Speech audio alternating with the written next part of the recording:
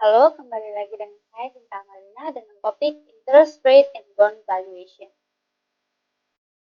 Di sesi ini kita akan membicarakan tentang interest rate yang biasanya diaplikasikan di bank loans or bonds yang merupakan cost of borrowing on the borrower side while it is a required return on the lender side. Dan kita akan membahas tentang two major types of bonds. Kemudian setelah kita mengetahui tipe bonds ini, kita akan mengetahui cara mengkalkulasikan bond atau bond valuation.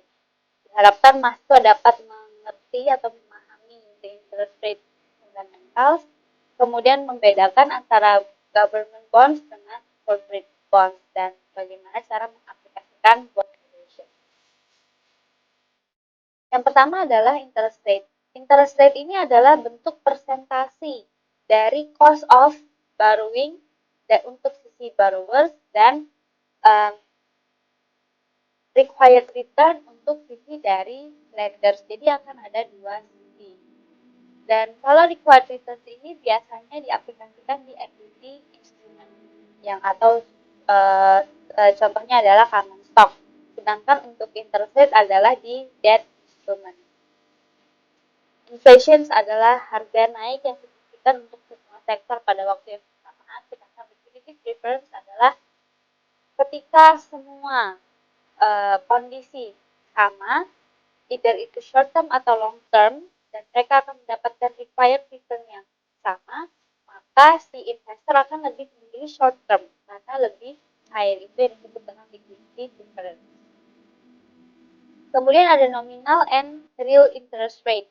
Nominal rate of interest ini adalah the actual rate of interest charged by the supplier of funds and paid by the lender, while real rate of interest adalah the real rate of return on investment measured not in dollars but increase in purchasing power. Jadi ada purchasing power-nya di sini. Mereka measures the rate of increase in purchasing power. Jadi mereka punya power untuk membeli sehingga harga konsumsi tersebut bisa lebih besar. Ini adalah rumus untuk risk-free rate yang saya jelaskan di sesi sebelumnya, yaitu real interest rate ditambah dengan inflation.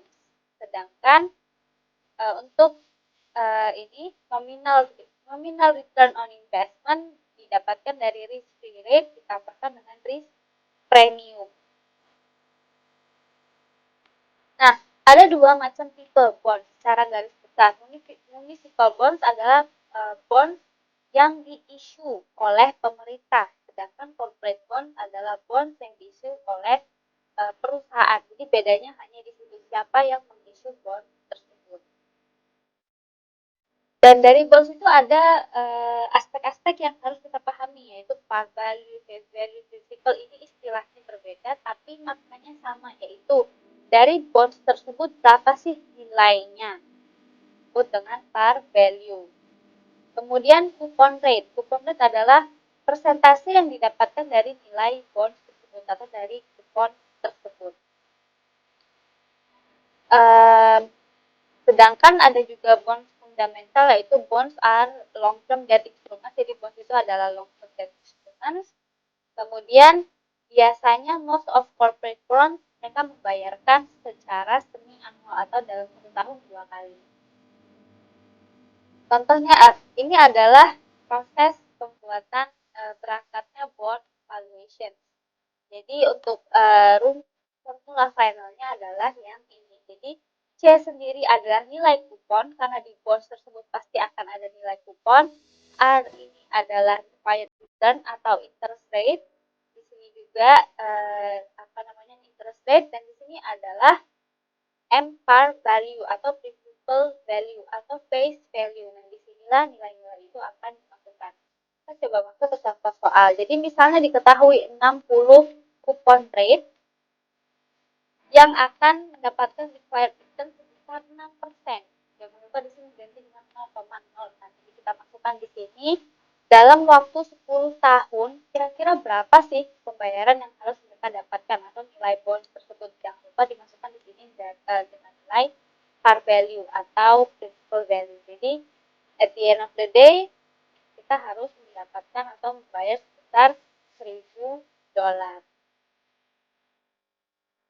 Jadi di sini ini adalah nilai dari bond valuation. Jadi per tahun akan dibayarkan kupon sebesar $60. Dan di tahun terakhir, 10 tahun, jadi di tahun ke-10 dia harus membayarkan kupon rate dan principal value itu sendiri. Jadi di sini ada contoh soal. Smart Industry has an outstanding 1,000 par value. Berarti ini adalah M. With an 8% of coupon rate. Jadi 8%. The bond has 12 years remaining. Selama 12 tahun to its maturity date. How much is the bond value if the required return adalah 10? Berarti ini R.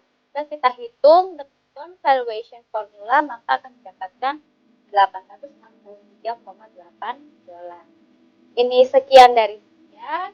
Bisa dipelajari di chapter 6, itu Zater, Principle of Managerial Finance, dan kita ketemu lagi di presentasi berikutnya. Bye-bye.